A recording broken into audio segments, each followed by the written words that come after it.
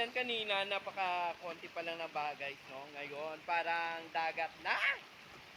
Takbo. Karagatan na ito, no?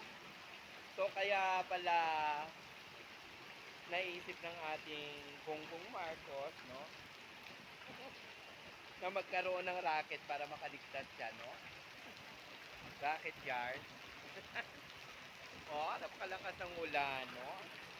Hindi pa nga tapos yung flood control. Bakit mag-racket-racket na siya? Ano, liliparin niya doon? Scientist yan? Nakakatawa talaga, no? Nagpapatawa siya. Yun, no? Nag-iisip pa siya, ano, common sense? Ha? Miss Claire Castro, common sense? Oh my God. Abogada yarn.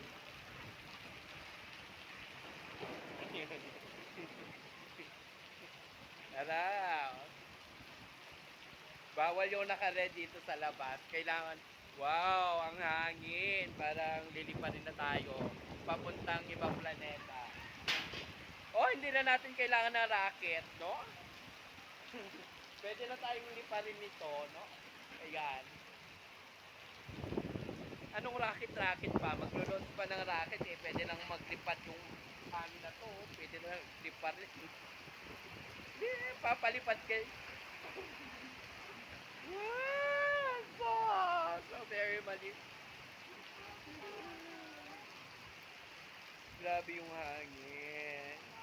Nababasa ako ah. Oh my God. Super duper. Super duper yung hangin ko.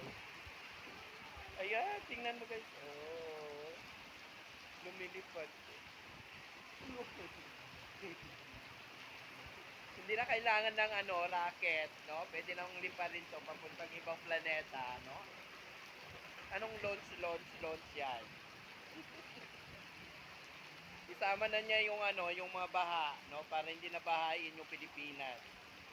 Isama niya dun sa ibang sa Mars o di kaya sa Jupiter, no? Yan. Aray ko, sumasakit ang ulo ko sa kanya, you know.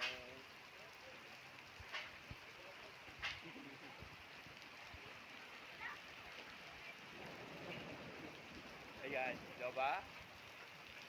Agree daw si ano, agree daw yung Panginoon sa sinasabi ko, you know. Agree yan. Nagagalit siya doon kaya no. Oh my God, no? We know guys, no? Ayan, medyo uminto-into na.